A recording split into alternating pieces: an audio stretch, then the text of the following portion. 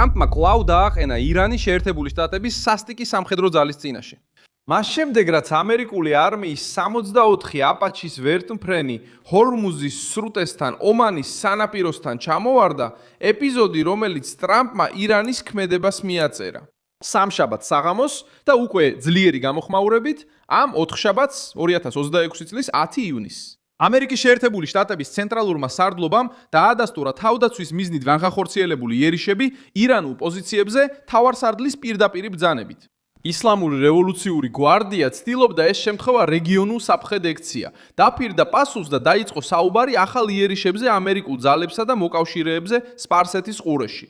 თუმცა ტრამპის რეაქცია სწრაფი, მკაცრი და გააზრებული იყო. ქეიშინი, სირიკი, ჯასკი, ჯესკი, ბანდარაბასი და მინაბი ამერიკული ზეწოლის რუკაზე მოხვდნენ. რადარები, საჰაერო თავდაცვა, სანაპირო ბატარეები, სამხედრო პუნქტები და სტრუქტურები, რომლებიც ირანის სამხრეთის კონტროლს უკავშირდება, სამიზნედ იქცა. იმ დროს, როცა თეირანი ცდილობდა ძალა ეჩვენებინა, ირანის თავდაცვა სისუსტეებს, წინააღმდეგობებსა და სასოწარკვეთას ავლენდა. ისრაელი კვლავ აჭერდა ზეწოლას ჰეზბოლაზე ლიბანში, აფართოებდა ალყას ირანის რეჟიმის შეიარაღებულ ფრთაზე მის საზღვრებს გარეთ. ბირთვული კრიზისიც კვლავ ცენტრში დაბრუნდა. ირანი უარყოფდა წინადადებებს და ცდილობდა დრო მოეგო. რას ხედავდა ტრამპი? რატომ გარისკა ირანმა ყველაფერი?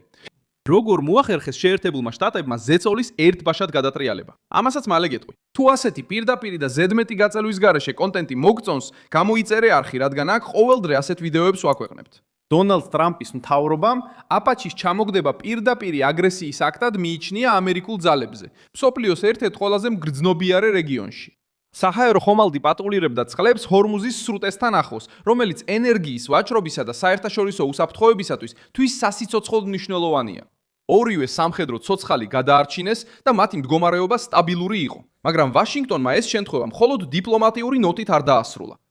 პასუხი მოხვა შეტევებით ირანის ტერიტორიაზე, ძირითადად ჰორმუზგანის პროვინციაში, ირანის სამხრეთ ნაწილში, სადაც მდებარეობს პორტები, რაკეტების ბატარეები და თავდაცვის სისტემები, რომელსაც რეჟიმი იყენებს საზღვაო მიმოსვლისთვის საფრთხის შესაქმნელად. დონალდ ტრამპმა საჯაროდ შეამცირა ინციდენტის მნიშვნელობა, როცა თქვა, რომ არავინ დაღუპულა, მაგრამ ეს განცხადება სისუსტეს არ ნიშნავდა. მალე ამის შემდეგ შეერთებულმა შტატებმა დაიწყო თავდასხმების სერია, რამაც საპირისპირო აჩვენა.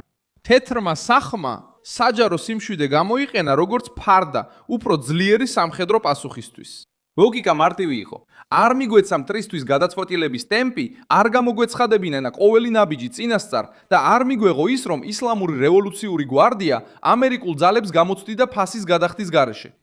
ამერიკის ცენტრალურმა სარდლობამ განაცხადა, რომ თავდასხმები დაიწყო საღამოს 5 საათზე ამერიკის აღმოსავლეთ სანაპიროს დროით, როგორც პასუხი ვერტმფრენის ჩამოგდებაზე.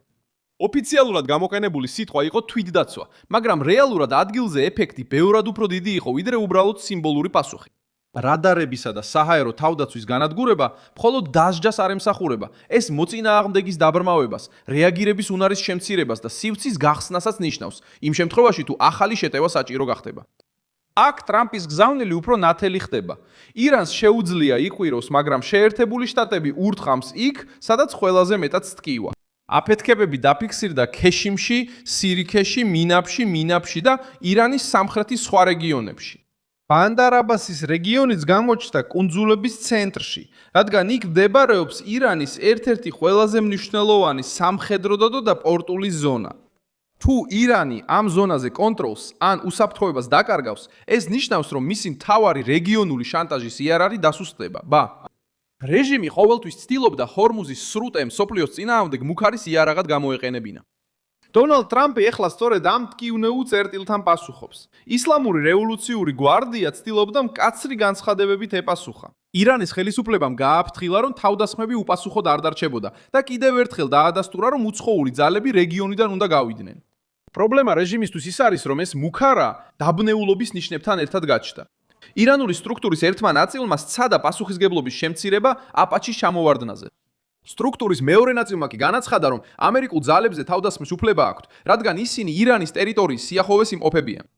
ეს წინააღმდეგობა აჩვენებს, რომ რეჟიმი ცნეხის ქვეშაა, დაყოფილია და სრულად ვერ აკონტროლებს საკუთარ ნარატივს. ამერიკული თავდასხმების შემდეგ ირანმა უპასუხა რაკეტებითა და დრონებით, რომლებიც მიმამართული იყო ამერიკასთან დაკავშირებულ ბაზებზე, ისეთ ქვეყნებში, როგორიცაა ბარეინი, ქუვეითი და იორდანია. ირანის შეტევამ სცადა ძალისჩვენება, მაგრამ ამავე დროს დაადასტურა კრიზისის მთავარი არსი. თეირანი არ სურს ღია კონვენციური ომი შეერთებულ შტატებთან.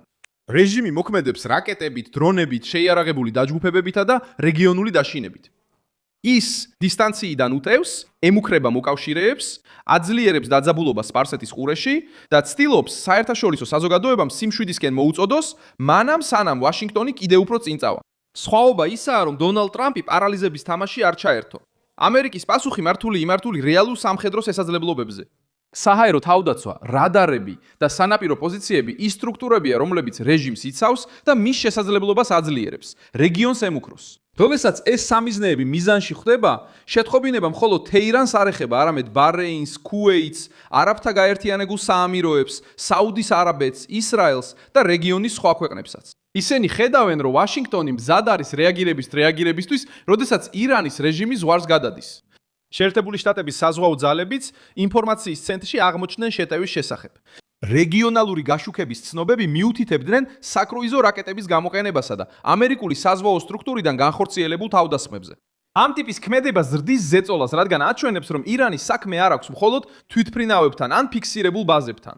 ის საქმე აქვს სამხედრო მანქანასთან, რომელსაც შეუძლია ოპერირება ზღვაზე, ჰაერში და რეალურ დროში დაზვერვის განხორციელება.